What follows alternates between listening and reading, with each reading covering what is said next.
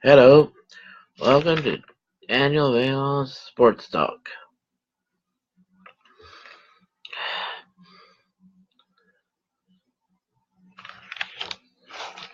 In this episode, I'm going to talk about Fall Brawl War Games from 1995, and this was the night before the second Monday Nitro, which was the first time that Raw went against Nitro in the ratings. Let me talk about the pregame show first. The pregame show, which was their regular 1 hour show on TBS at the time. The first match is Big Bubba Rogers against Mark Thorne, and he defeated him most probably by using his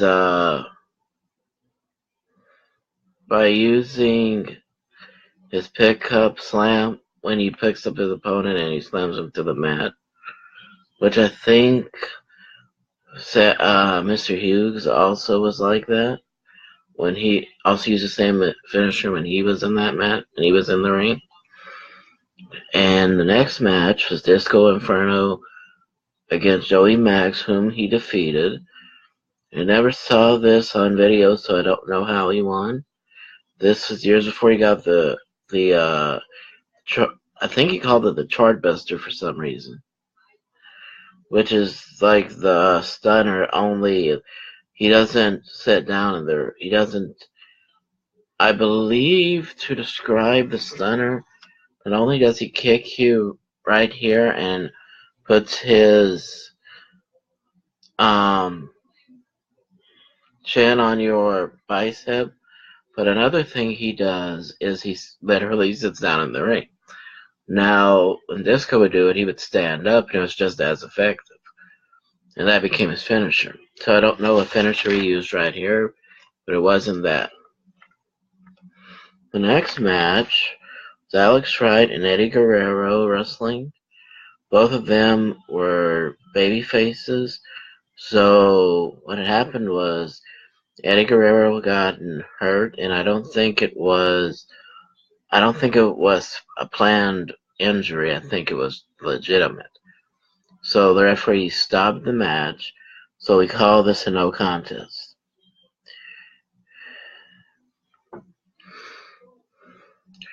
The next match was the American males going against the Nasty Boys, where the winners are scheduled to face the Blue Bloods on Monday Nitro the next night.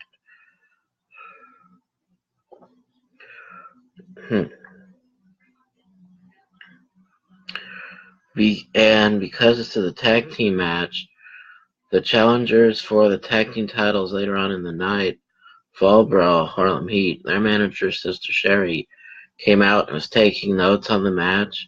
She knew that one of those teams was bound to face the tag team champions down the line, and she knew that they were planning on winning. And she had a lot of confidence in Heat, so she was taking notes. The manager for the tag team champions, Bunkhouse Buck and Dirty Dick Slater, which was named Colonel Robert Parker, he came down with the flowers. And at this point in time, weeks before this happened, in the middle of the Harlem Heat and Sister Sherry match, where they went against Bunkhouse Buck, Dirty Dick Slater, and Colonel Parker, she went for her finisher, the top rope splash, and she missed it, hit her head, and she acted like she had amnesia. So all of a sudden, she fell in love with him, and she was scaring him away. Parker, that is. And so by the time this happened, he reverted back to his old ways. And by the way, I am recording this on here so I can add it, so I can download this on my YouTube video to try to see if the live stream will work with this video. Thank y'all. Sorry I didn't say that from the beginning, but I didn't think about it until just now. So the significance of that is because of the match later on in the night. Jerry Saggs he always, whether it's babyface or villain, or heel as we like to call it, he and Knobs always acted the same because in real life they were described as loose cannons by Dusty Rhodes, so that's why they always acted the same, because they were not very nice. I'm sure they were nice to the people behind the scenes, knowing they want to go party with people, but I'm talking about when they would work in the ring. They were clumsy, and they were also very, I think we use the term, like we said, loose cannons. Another way for that is just out of control with their tempers. So Sags took the flowers that Parker had, and he just hit Parker with them to break him all to pieces. Well, that happened. Slater came, and the referee wasn't looking, and he had, I believe it was Brian Knobs with his boot to help American Males keep the titles, which actually played into the tag team title match later on in the night. Let me see this. Okay, now that that's out of the way, let me talk about the pay-per-view itself. Okay.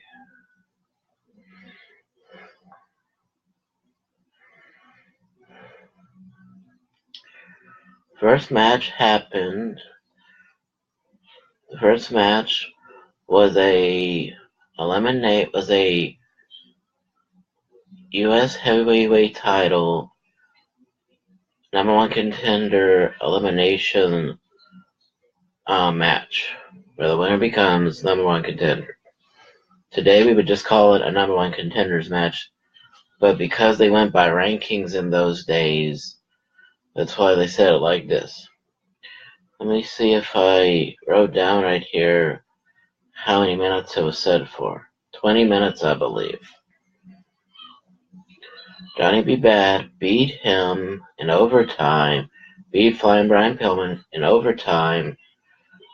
I think it was like 2 or 3 minutes into overtime when Flying Brian went for the running crossbody in the ring, and because he's smaller than Johnny B. Bad, Johnny picked him up, threw him down, and pinned him to win the #1 contenders match. What I remember about this was he looked up to heaven and said, "I love you, Mom." And I found out about 2 years ago from the person who portrayed Johnny B. Bad, Mark Mero, and his champion for choices, when he was talking to, this was for Mother's Day, so he was talking to, I believe most of them were girls sitting in a church. And he had said the story that about his mom dying, and how he learned at that time that fame was not important. Finishing the race that is set before you is important. And so now I understood even more why he said that when that match is over, because he admitted to not treating his mom very well as far as his words go. So that's why he said that, because he was so sorry for how he handled their last conversation. And then the next match was Cobra going against Sergeant Craig Pitbull Pittman. Sergeant Craig Pitbull Pittman outsmarted Cobra, and he sent a private down there to distract him, and came down with almost like a harness, but it was strapped, but he was holding it around his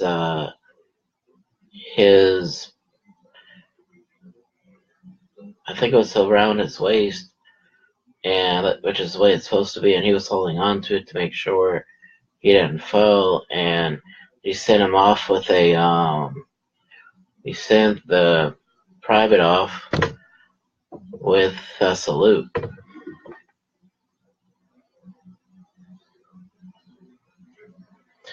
And Cobra went for, I guess he was going for a clothesline of sorts on the top rope, but Craig Pittman turned and he just pushed him down with his hands to the mat, and he put the Code Red submission on for the victory.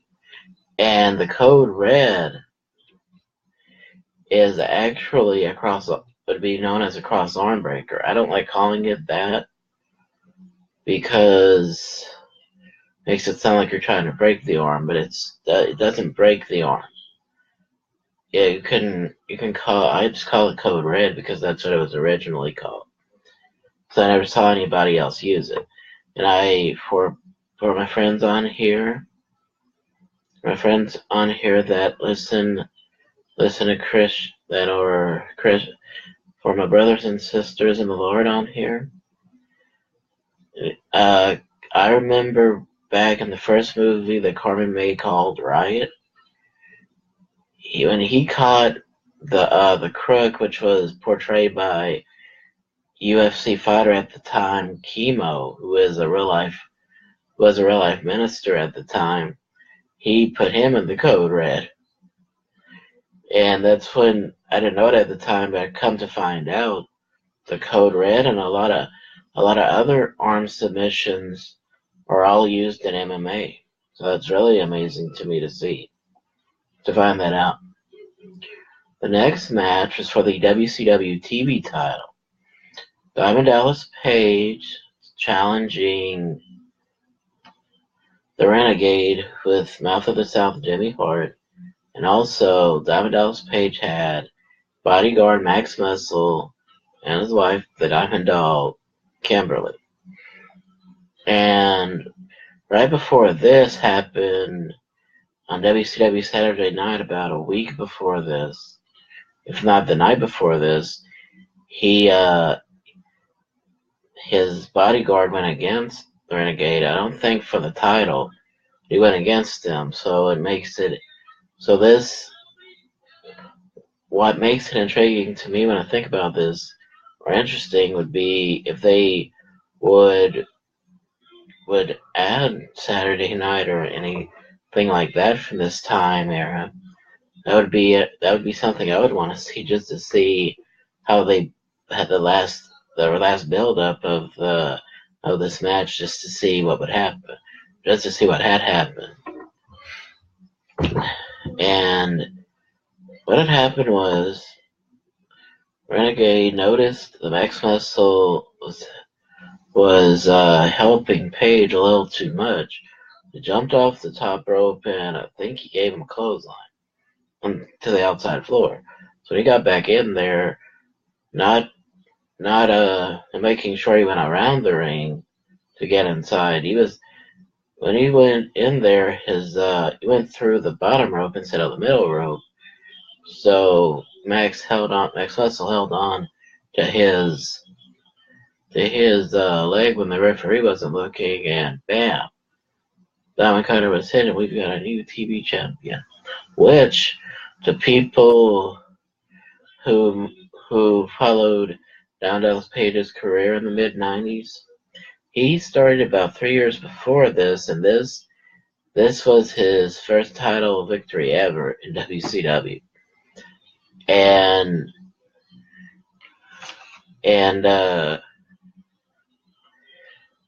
what I had always wondered until I saw his story on DVD was why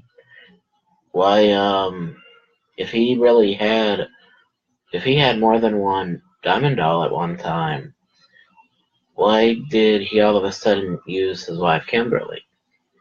So at first I only knew her as a Diamond Doll. And I remember from his story, Eric Bischoff said there were two things I remember the most. He used so many different things, so many different ideas to get himself over, that one time Bischoff had to tell him, forget all of that and just let the crowd get you over, because whatever you do in the ring, the crowd reacts to it. And he also said, bringing me back to my original statement, all of the women he had were beautiful. But Kimberly was the only one that showed concern when he looked hurt, and that's why he told him to only use Kimberly, because of being his real wife at the time, that was what was going to help him more than anything. And, it didn't help him become a babyface at the time, but it did help him stay steady in his character. And the next few episodes are not just going to be about not just going to be about Monday Night Ratings War and Raw versus Monday Nitro and what happened in those episodes, but a lot of them, for WCW's sake, is going to be about DDP. So this is going to be interesting to me, just to see how things went on between the night after this and the next pay-per-view for WCW. So the next pay-per-view, the next match, was the tag team titles, and I loved what Shivani and Heenan were saying in the build-up of the match before the Harlem Heat and Sister Sherry came out. And what I loved was how Bobby Heenan would always talk about Parker and Sherry getting married, and how he was going to go to the wedding. So, what I loved was just how clean it was. Not just from the two, not just from Sherry and Parker, but also from Bobby Heenan. And he said, aren't they going to have beautiful kids? And that was so funny. He made Tony laugh. And he said, let's get down to the ring. And he was laughing as he was saying that. They wrestled about 15 minutes before everything got out of hand, and what made it interesting was they decided, Sherry and Parker decided that because they were surrounded by the ring and their men, the only way to settle things between them was to get in the ring together. And which actually it's good for them, but it's good for Parker, bad for his men, because he needed them to be on the lookout in case somebody tried to get involved. What happened was they got in the ring and they decided the best way to settle things between each other was, instead of one kissing one and getting hit for it, or one kissing the other and running away from him, kiss each other. That's exactly what they did. And after that started, this is why Parker needed to stay on the outside, so he could say to the referee, hey, look, somebody's coming. That time, but when Slater was taking his boot off, planning on using it, the same people that he used his boot against in the pre-show came down, Nasty Boys. Knobs held his face for Sags to hit him with his boot, and then they walked off. And the referee got in there and made the 3 count. And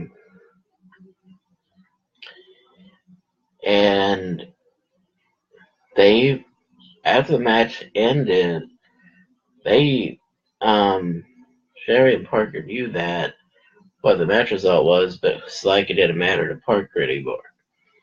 So Bobby Heenan said, Colonel, you've lost that championship of the world. And He was literally Parker was literally pulled away by Bunkhouse Buck as he was told what was happening. So he said to, so he didn't say anything, but the new champions were asking their manager Sherry what was happening, and she was trying to convince them that it didn't mean anything. They went, as she was leaving the ring, head to the back with them. They showed the replay and everything. Excuse me. And um, and the Mean Gene Okerlund came out because he was there. To be honest with you, I don't remember them ever using, except Mike Tenay when he started. I don't remember them ever using a commentator in the back outside of Gene. I remember Gene handled just about every show there was to handle as far as interviews go. And he, and instead of asking something, Bug just started off by telling Parker he was lovesick and that he was out of sorts for months, and he asked him, "Where were you when we needed you?" And Parker said two things. That number one, he was the leader of the outfit, or in better words, he handled their bookings and everything, so not to worry about anything because he would see them. He would try to find a way to give them another title match. Then they walked off, and he started talking to Gene by himself. And he said, on one hand, as a businessman, he was in a terrible situation because they lost the titles. On a personal level, he was happier than he had ever been up to that point. So he said once again he would see they get another match, and he walked to the back, and Gene said that Gene said let's get you back to Tony and Bobby. And they reminded us about the next pay-per-view coming up, which was Halloween Havoc. And the match was coming up, and the next match was Arn Anderson versus Ric Flair. They had two different segments in the beginning. They had one interview segment with Double A in the main event show, and then they had this interview segment with Gene Okerlund in about 5 minutes before the match started. And today we called this a promo, and he said himself in the Ric Flair Four Horsemen story that the promo, if you want to call it that, he said. So yeah, we could call it that because he was promoting his match with Rick coming up. And he said that statement he made and the story was so emotional that he was so nervous that he spit up in the trash can. And the last time something like this even came close to happening was when I don't know where it was at, I don't think it was Mid-South, but someplace where Ted DiBiase and his real-life best friend, Dr. Death Steve Williams, were at, wanted them to go against each other. So because it was a territory and it wasn't like WCW and the WWE, where you could not have an option, it was to either leave and go to the big leagues, or it was to either leave and go to Vince in this case, or it was to stay. So I guess they could find a way to go back to Vince's company, so they stayed. And they faced each other. Well, in Ted DiBiase and Dr. Death's case, still in the territorial days, so they left, and that might have been around the time that Ted became the $1 Million Man. So everything worked out if that was the time. And I don't know how long the match went. Now, this shows how important the story part of wrestling is, because the wrestling was great against each other, the story was bad. Because the story was bad, the crowd didn't like it. Because they didn't know what was going on, and Triple H said in the Four Horsemen story himself that you didn't know why they were fighting each other.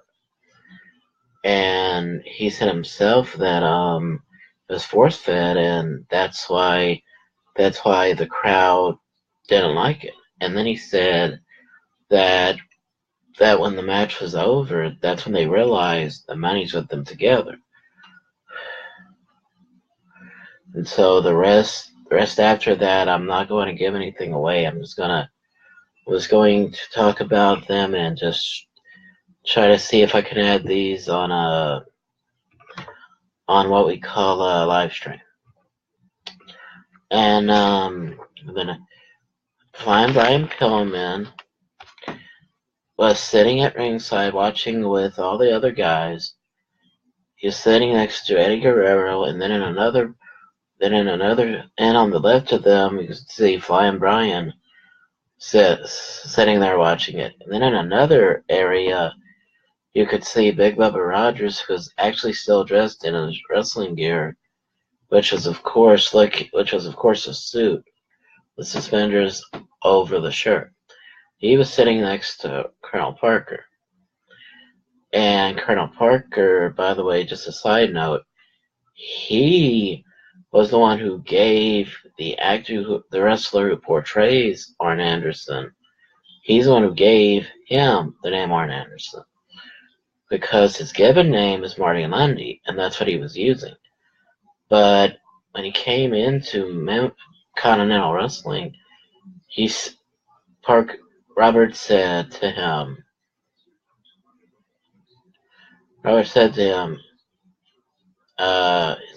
Arn's real name is Marty Lundy. So he said, Lundy? That doesn't pop. You look like one of the Andersons. So let's call you Arn Anderson. When he called him Arn Anderson, it was like Marty Lundy didn't exist. That's how much of a difference it made. Flying Brian, somehow, he ran out to the ring, got on the apron, sucker punched Ric Flair out here, about this area of the face. Rick got up, sucker punched him, and as he was falling on the apron, he kicked Ric Flair in the back of the head. There came Double A, hit him with the DDT, and it was over. And the next match was War Games, where if Hulk Hogan's group, the Hulkamaniacs, beat the Dungeon of Doom, he would get 5 minutes with the Taskmaster Kevin Sullivan. Hogan made the Zodiacs surrender to a version of the Camel Clutch within about 2 minutes, being alone in the cage with Sullivan. The Giant came out, who today is known as the Big Show, and he just needed to do one physical act to surprise everybody, because he was pretending to be Andre the Giant's son. So he took Hogan's neck like this and turned it like that. And that was something we had never seen before. So this actually was the first thing they spoke about in Monday Nitro. And I'm going to talk about that tomorrow. Thank y'all. Goodbye.